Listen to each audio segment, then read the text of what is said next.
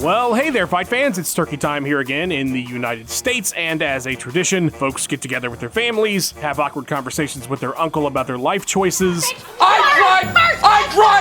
drive a Dodge Stratus! Eat excessive amounts of calories. It is good etiquette. And, they give thanks. They're supposed to reflect on what they're thankful for. And you know what? Why don't we do that here today? Let me tell you what I'm thankful for specifically in MMA this year in the form of this video, which hopefully makes you laugh and maybe reflect a little bit too. This isn't exactly a formal one, I'm shooting straight from the hip, but I'll still rank my thankfulness, because that is truly the best way I know how to organize anything. Hi, how you doing? I'm Tommy from MMA On Point. A huge thanks to our channel Hall of Famers, speaking of being thankful, and these are 10 awesome MMA things we're thankful for right now. Number 10, we fixed the rules.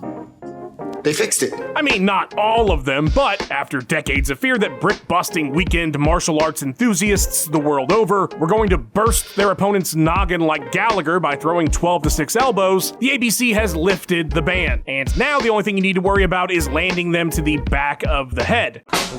Otherwise, no more fighters doing some quick trig in their head to figure out if their elbow is going to get them sanctioned for taking the wrong arc. I am a bit sad the running joke of this rule is no longer fodder for comedy, though. The other massive thankful change is a simplification of the grounded opponent rule, and one that doesn't allow the exploit of placing your palm on the mat. Now it's simple. If it ain't elbows or knees, you're getting battered. I love it. Both of these were long overdue. I'm gonna eat some extra cranberry sauce in honor of these momentous victories. Number 9, Juliana Peña is hilarious. Now, I'm entirely aware that some of you find Juliana Peña absolutely grating. I am the first person to give birth. That you just can't wait for Kayla Harrison to take the title from her and get her out of the spotlight. Well, let me tell you right now, I'm gonna be the happiest person in the world outside of Peña herself if she successfully defends that title against Harrison, because her entire heel persona, whether wholly genuine or played up, is absolutely hilarious to me. I gave birth. And I'm not even sure it's meant to be, but when she's on an interview and just talking the kind of shit that sounds like Ricky Bobby wrote it, I am in, man. I want her to call out Amanda Nunes for the rest of their days. I am so thankful for those interviews. I feel like she's giving us gold right now. Let's call a spade a spade. She's a coward. You know, case in point, here we go. That's a tap. Tapper Amanda knows what's on the line. She knows what can happen. And it's a shame that she let her team talk her into, just retiring with it being tied up 1-1 like it is. What the heck was that, The first person to give birth. 135 has not exactly been the crown jewel of the UFC as of late, in part because of the dominance of Nunes that tends to clear divisions out. But with Peña at the helm and a blue chip contender like Harrison, I'm invested in bantamweight again, and I'm thankful for Juliana for adding so much to my enjoyment of 135 lately. Number 8, Nevada ends Reefer Madness. Hey, my favorite time to smoke? Thanksgiving, dude. As many of you are aware, as Nevada goes, so the whole sport goes, at least usually. And I'm very thankful that the state has finally decided this year to let up on one of their dumbest and most ridiculously enforced bans, and that is, of course, having metabolites from the devil's lettuce in your system on fight week. These guys, they just sit a bunch of dorks. Now, anytime I've ever talked about this topic, I always get at least one comment that's like, well, they knew the rule, Tommy, and they chose not to follow it. Yeah, and the rule was stupid and overturned victories. Do you know how insane that is? I've never smoked in my entire life, but there's no doubt in my mind that it's not the reason Nick Diaz beat Takanori Gomi. If that were the case, your ultra stoner friend in high school would be head kicking John Jones into oblivion right now. It's the cheapest drug there is. But he's not. Where's he at? Nevada's not even gonna bother testing for it at all, which is massively overdue, and I'm thankful that this really stupid chapter of the sport has finally come to an end. Number 7, the king has returned. You thought I was talking about JBJ, huh? I'm thankful that he finally fought again too, but no, I meant Francis Ngannou. Last year when Ngannou beat Tyson Fury, and I'm sorry, Diaz rules, he 100% did.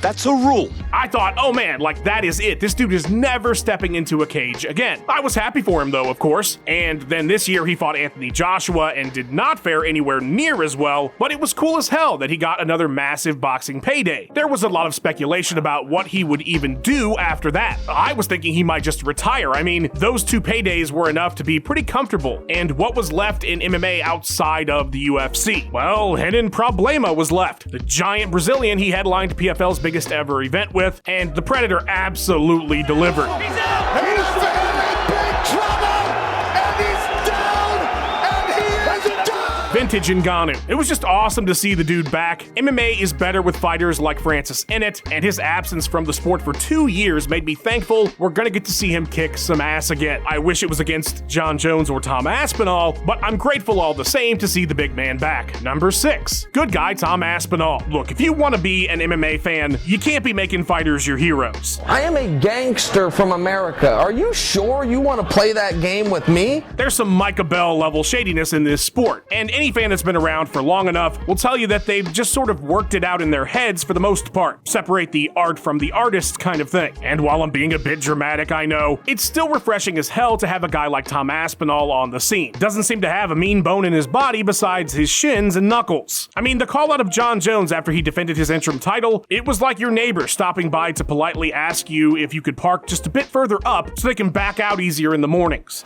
Hello, John. I have nothing against you personally. Tom's been such an asshole. But it's not like he's some pushover. He's had a great little campaign to get the Jones fight. He's funny and lighthearted. John? Hello, John? I'm thankful we've got a fighter right now who is gaining popularity that shows you don't have to be a giant douchebag to fight in a cage for a living. The winner should absolutely fight Tom.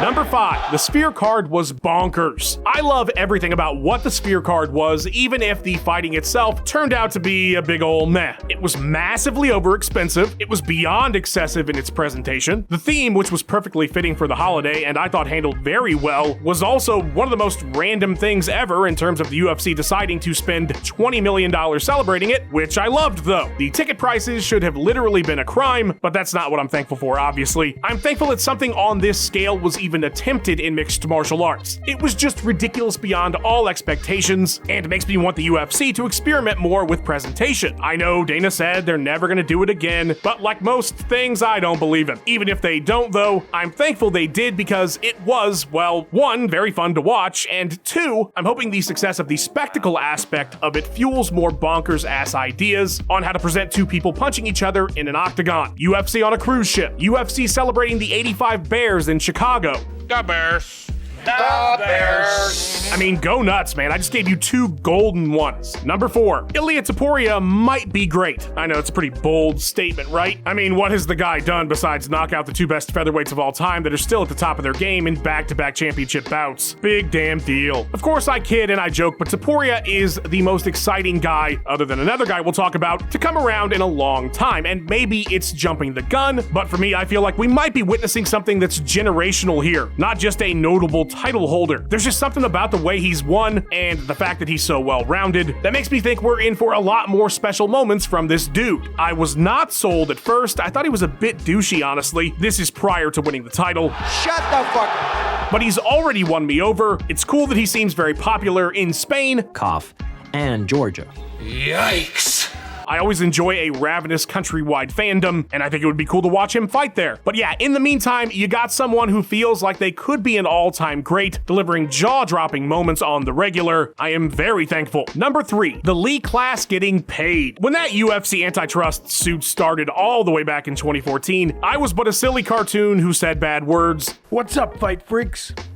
I'm Tommy Toehold, and this is the first ever episode of the Tommy Toehold Show. Which I still am, but my job has changed a bit, and while I was aware of the case, I never imagined that I'd spend so much time learning about it and the law surrounding it. My videos on the suit for this channel are some of the works I'm the most proud of, so I was certainly invested in the outcome, and while I've talked about how the UFC very clearly won here, as any change as the result of this suit at this point appears to be near zero, I do think that a huge victory and something I'm thankful to see is the amount of money that the Lee class was able to acquire through the settlement. $375 million paid out to a class that small is going to have a huge impact on some of these fighters' lives. And while we look at the glamour of the top of the card these days, for a long time it was not easy to make money in this sport at most levels, but the miles were all the same. So I'm happy to see these fighters get a boost to help them out after their days of entertaining us in the cage have come to an end. Number 2, Stone Man Go Boom. I mean, what can I say? Isn't it awesome that Alex Pereira just keeps beating the shit out of people? Even even better, he's clearly not invincible. Like, we've seen him get slept. Who knows how he handles a real grappler? Maybe we'll find out soon, huh? Yeah, you know? So, you know?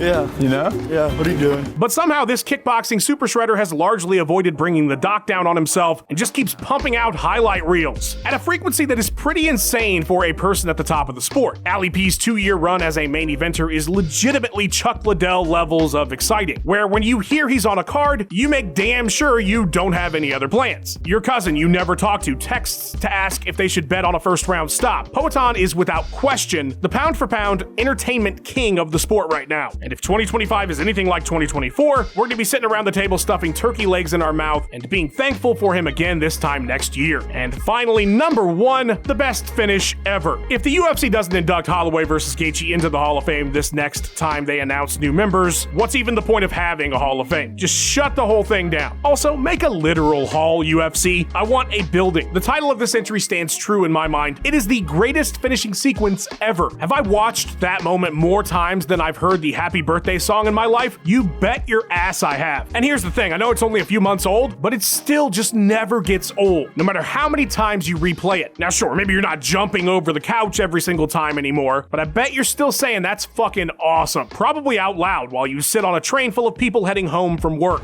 Oh, that's cool. It's one of those moments that you can point to if you have a friend who just doesn't get the whole fighting thing and say, this is it, man. This is why I love this shit. Moments that can literally define your fandom are pretty few and far between. So I'm extra grateful that this far into watching this sport for 20 years straight now, there's still things that can actually move me. Let me tell you what else I'm thankful for. The channel Hall of Famers. You guys have made this year fantastic. Thank you so much for sticking around. Fight fans, if you want to be a member as well, hit the join button. There's exclusive content. There's some fun interactions to have with the team. I'd highly recommend it. I promise you'll be thankful if you like and subscribe. Drop down into the comments and let me know what you're thankful for in this sport at the moment. And thank you so much for watching, guys. If you celebrate, have a great day. And if not, have a great one too.